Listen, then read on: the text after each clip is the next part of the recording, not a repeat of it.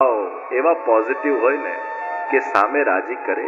અને એટલે મહાપ્રભુજીએ સિદ્ધાંત આપ્યો, ભગવાન પાસે કઈ માંગવાનું નથી, બસ આપવાનું. તમે પ્રભુને રાજી કરો, પ્રભુને પ્રસન્ન કરો, પ્રભુના સુખનો વિચાર કરો. અને નિસ્વાર્થ ભાવે જ્યારે તમે પ્રભુના સુખનો વિચાર કરશો તો પ્રભુને એમ થશે કે મારે પણ આનો વિચાર કરવો જોઈએ. પણ યાદ રાખજો, પ્રભુની કૃપા એ દુઃખરૂપ પણ હોય, પ્રભુની કૃપા એ સુખરૂપ પણ હોય, પ્રભુની કૃપા એ અટેચમેન્ટ રૂપ પણ હોય, પ્રભુની કૃપા એ ડિટેચમેન્ટ રૂપ પણ હોય. ભગવાન જે કરે છે એ હિત છે.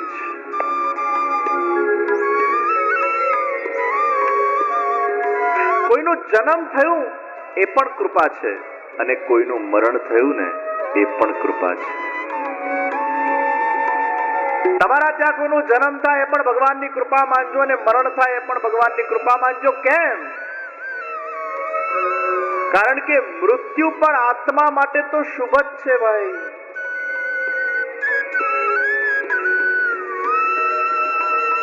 હું તમને એક દાખલો આપું કે 25 કેદી જેલમાં હોય અને 25 વર્ષથી જેલની સજા કાટતા હોય. અમારા ગૃહમંત્રી બેઠા છે, પોલીસ ખાતું એમના પાસે છે, ઘણાને સજા અપાવતા હશે અને આપવી પણ જોઈએ, ખોટું કામ કરીને સજા મળવી પણ જોઈએ. 25 વર્ષથી કોઈ જેલમાં હોય, 25 જણા એક સાથે સજા કાટતા હોય, અને પછી એમાં એકાદ વ્યક્તિ જેલમાંથી રિહા થાય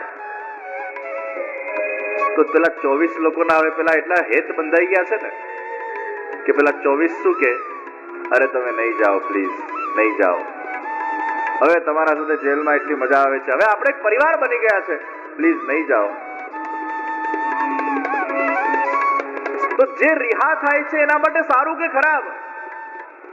જે રિહા થાય છે એના માટે સારું છે, અને જે કેદમાં રહે છે એના માટે ખરાબ છે. પણ જે કેદમાં છે અને જે રિહા થઈ રહ્યો છે એ કેદીને એટલે દુઃખ થાય છે કારણ કે જે રિહા થઈ રહ્યું છે એના સાથે એનું બોન્ડિંગ થઈ ગયું છે, અટેચમેન્ટ થઈ ગયું છે, અને ઈચ્છતો નથી કે આ મારાથી ડિટેચ થાય, અને પછી એવું ફીલ કરે છે કે મને આના વગર નહીં ગમે. એ એના હિતનો વિચાર નથી કરતો, પણ મને આના વગર નહીં ગમે પોતાના સેલ્ફિશ વિચાર કરે છે, એટલે દુઃખી થાય છે. એટલે એના માટે કોઈનું મૃત્યુ એ અશુભ બની જાય છે. પણ તમે જે આત્મા શરીરમાંથી બહાર નીકળીને રિહા થયો આ સંસારમાંથી, આ જન્મ મૃત્યુના ફેરામાંથી, કદાચ ભગવાન એને મોક્ષ કે ભગવત ધામ આપવા માટે ઈચ્છતો હોય અને એનો ઉદ્ધાર કરવા ઈચ્છતો હોય અને એને મૃત્યુ ભગવાન આપી દે, તો એ આત્માના પર્સપેક્ટિવથી તમે વિચાર કરશો તો આત્મા માટે શુભ થયું છે, આપણા માટે એટલે અશુભ થયું કારણ કે આપણું એના સાથે અટેચમેન્ટ છે અને આપણને એના વગર ગમતું નથી. એટલે આપણો સેલ્ફિશ ઇન્ટરેસ્ટ છે, એટલે આપણને દુઃખ થાય છે. तो मृत्यु तो आत्मा के लिए तो शुभ है. हम सब रिहा होना चाहते हैं, ये जेल में से, और हम सब एक ना एक दिन ये जेल में से रिहा होने ही वाले हैं. आज नहीं तो कल मृत्यु ये कड़वा सत्य है. रात्रिर्गमिष्यति भविष्यति सुप्रभातं वा स्वानुदेशति असिष्यति पंकजश्री तम विचिन्तयति कोशगते द्विरेफे हा हंत हंत नलिनीं गजौज्जहार. रात्रिर्गमिष्यति भविष्यति सुप्रभातं. કમળના અંદર ભમરો એવો આમ શાંતિથી મીઠી મીઠી સુગંધ લે છે. ભમરામાં એ તાકાત છે કે કમળને ચીરીને બહાર નીકળી શકે, પણ એ નીકળતો નથી, અને બસ એમ વિચાર કરે છે કે આ રાત્રિ પૂરી થશે, સૂર્યોદય થશે, સૂર્યની એક કિરણ આ કમળ પર પડશે અને આ કમળ એના મેળે ખુલશે અને હું ઉડી જઈશ. રાત્રિ ગમિષ્યતિ ભવિષ્યતિ સુપ્રભાતમ. અને પછી હા હંત હંત નલિનીમ ગજૌજ્જહાર.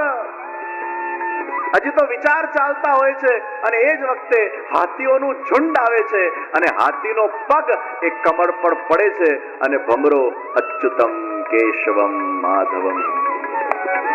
પ્રિયજનો, આપણો પણ કાળ ક્યારે આવી જાય આપણને ખબર નથી. આપણું મૃત્યુ ક્યારે થઈ જાય એ આપણને ખબર નથી. આપણું જીવન સમાપ્ત ક્યારે થઈ જાય એ આપણને ખબર નથી. અને એટલે જ આપણે આપણા મૃત્યુને શુભ બનાવવું હોય તો જીવનના અંદર શુભ ભાવ બહુ જરૂરી છે. જેટલું ઈર્ષા, દ્વેષ, વિકાર, અટેચમેન્ટ, વાસનાઓ મૃત્યુ તાણે અગર હશે તો ભગવાન પાછા આપણને ધકેલશે, પાછા જન્મ લેવું પડશે. એટલે શક્ય હોય તો જીવનમાં માફી આપજો. पेट को साफ करने के लिए साफी चाहिए और मन को साफ करने के लिए माफी चाहिए. આ દુનિયામાં નિરોગી કોણ રહે? જેનું પેટ અને મન બંને સાફ છે. પેટ સાફ તો નિરોગી રહેવાય અને મન સાફ તો નિરોગી રહેવાય. મન અને પેટ જેના સાફ છે એ નિરોગી રહી શકે. અને એટલે જ આ ઈર્ષા, દ્વેષ, કામ, ક્રોધ, લોભ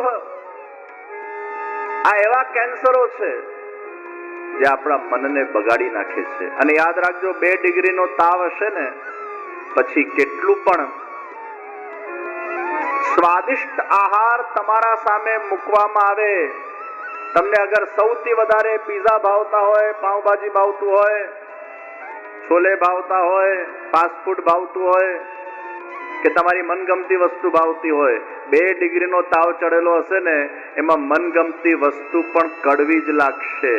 કારણ કે તાવ ચડેલો છે એમાં કામ, ક્રોધ, લોભ, મોહ, ઈર્ષા, દ્વેષ આનો તાવ ચડેલો હોય તો કેટલા પણ રસરૂપ, આનંદરૂપ કૃષ્ણ આપણા સામે હોય એની મીઠાશનો, એના રસનો આપણને અનુભવ થઈ શકતો નથી. એટલે તો ઘણીવાર ઠાકોરજીના સામે આપણે બેઠા હોઈએ પણ આમ એવો ભાવ ન પ્રગટ થાય. ઠાકોરજીની સેવા પણ આપણે કરતા હોઈએ, ક્રિયાન્વત ઘણીવાર સેવા કરતા હોઈએ પણ હજી એ ભાવ પ્રગટ ન થાય. કેમ નથી થતું? કારણ કે આપણા અંદર ઘણો કચરો ભરાયેલો છે. આ કચરાને પેલા સાફ કરવું પડશે. તો જેમ જેમ આપણે હરિરસનું પાન કરીએ છીએ, અરે જામ જામ પીને से क्या फायदा, सुबह पिया शाम उतर जाएगा. अरे जाम जाम पीने से क्या फायदा, सुबह पिया शाम उतर जाएगा. 2 बूंद हरि नाम की पी ले, तेरी जिंदगी हरी हो जाएगी. 2 ટીપા રોજ હરિ નામના.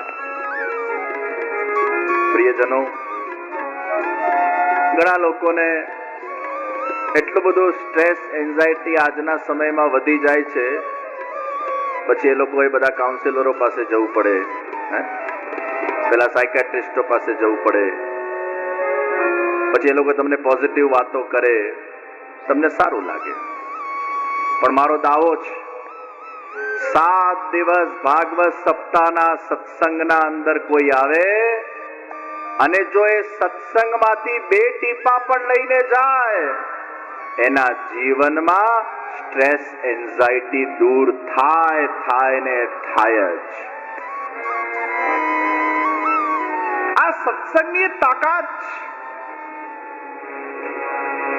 અહીંયાથી સદવિચારોનું ભાથું મળે છે.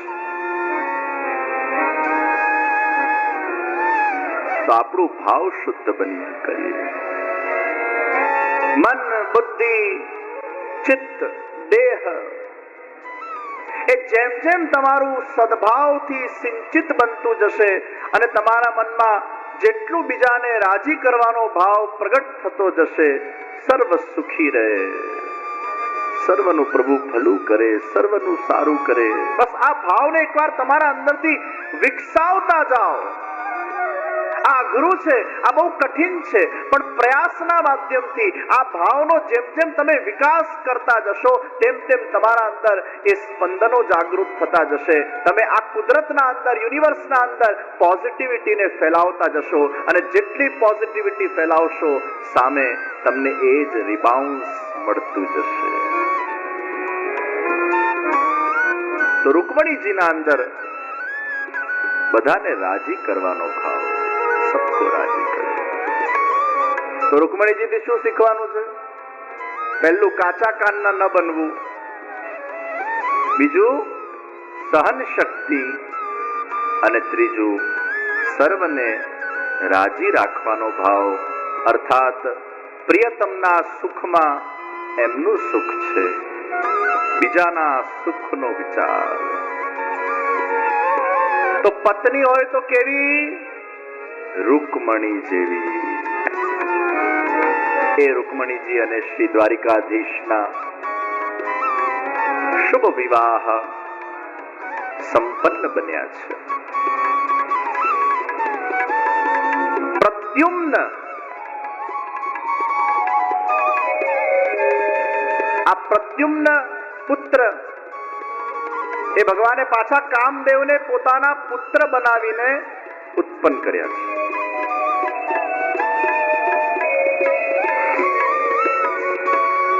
પ્રભુના બીજા લગ્ન એ જાંબવંતજી સાથે થયા, જાંબવતીજી સાથે થયા. રામાવતારના અંદર જે જાંબવંત હતા અને કૃષ્ણાવતારમાં પણ વિદ્યમાન છે, એમની દીકરી જાંબવતી. ભગવાન શ્રી કૃષ્ણ ઉપર સત્રાજીતે મણી ચોરીનો આરોપ લગાડ્યો.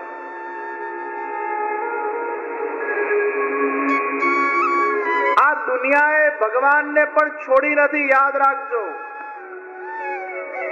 આ દુનિયા આપણને ક્યાંથી છોડવાની? તમને ઘણીવાર એમ થાય ને, આપણે કઈ ખોટું ન કર્યું હોય તો પણ આપણા ઉપર ખોટા આરોપો લાગે.